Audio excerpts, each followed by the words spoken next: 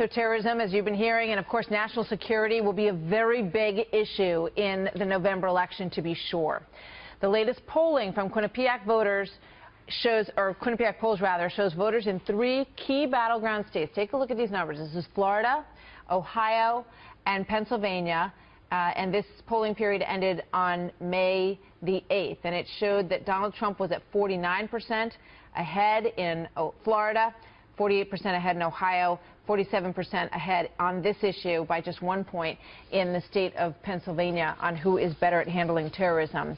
So let's bring in our guest, Sarah Huckabee, Sanders' senior advisor for the Trump campaign. Sarah, good morning. Good to have you with us this morning. Good morning, Martha. So we showed just a moment ago when I was speaking with Bret Baier the tweet that was sent out by Donald Trump this morning, which said that, you know, he felt that this very much could be a terrorist attack or a terrorist effort that brought down that plane. What do you make of that? Is it wise to sort of put that out there that early in the game? Look, I think right now the situation we have is obviously a very sad situation, whether it's a terrorist attack or not, but it's a very unfortunate reminder, too, of what's at stake in this election. There's a very clear contrast on the type of strong leader that we would have in Donald Trump and the type of leadership that we would have under a President Clinton. The Obama-Clinton foreign policy has been a complete disaster, a complete failure. It's given us things like the Iran deal, the disaster in Benghazi, the growing threat of ISIS. And if we continue down that road, I think we're putting ourselves in greater danger and certainly not in a good place. Our enemies no longer fear us, and they certainly don't fear Hillary Clinton. And I think that Donald Trump is going to be a strong leader and put Americans first and American safety and security first. And that's what people are looking for in this election. All right. You've seen, obviously, the headline numbers that show Donald Trump slightly ahead in a head-to-head national contest with Hillary Clinton right now.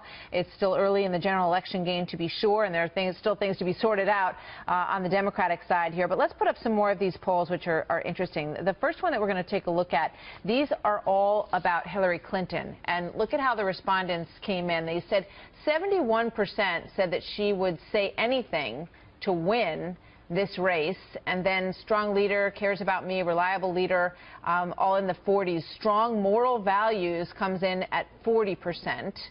Now let's roll over and take a look at these same questions with regard to Donald Trump. Say anything to win, also a very big number, 65%. Strong leader, he gets 59%. And then you go down to strong moral values, and he's down at 37%. What do you think about the fact that voters seem to think that both of these individuals will say anything to win, and that they don't really give them high marks for strong moral values?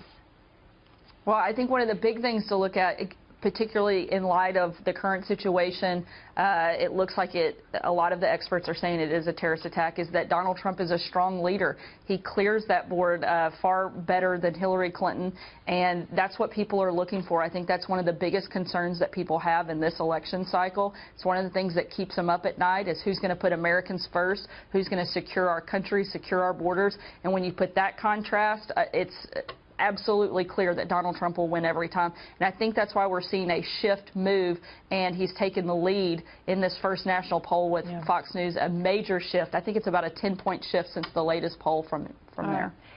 So debates. General debates coming up, right? You have Hillary Clinton and Donald Trump, most likely, talking to each other on that stage. She has a lot more experience than he does in terms of the State Department, and I know that you think that you know, she has a bad record in that area. But in terms of his understanding of these issues, ISIS, Al-Qaeda, Al-Nusra Front, all of these other organizations, what's going on the ground, what's your sense of what he's doing to be ready for Hillary Clinton on that debate stage? Well, I think Americans have seen what all of Hillary Clinton's experience has gotten us, and it hasn't been a good thing. They're looking for somebody that can take us in a different direction. They're looking for somebody that's strong, that will put American interests first.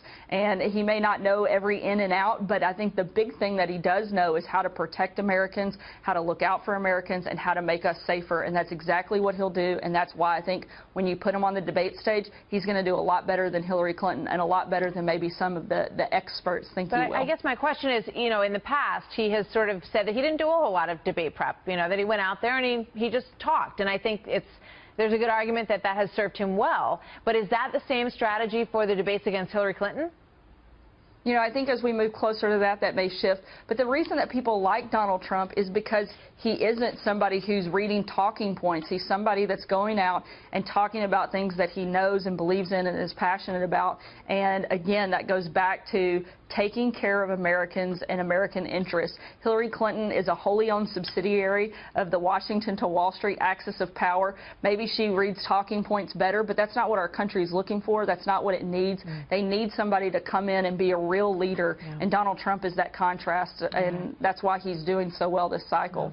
There's this to react to this morning, and hopefully not much more over the summer, but we don't know. Who knows? We'll see what happens. Sarah, thank you so much. Great to see you.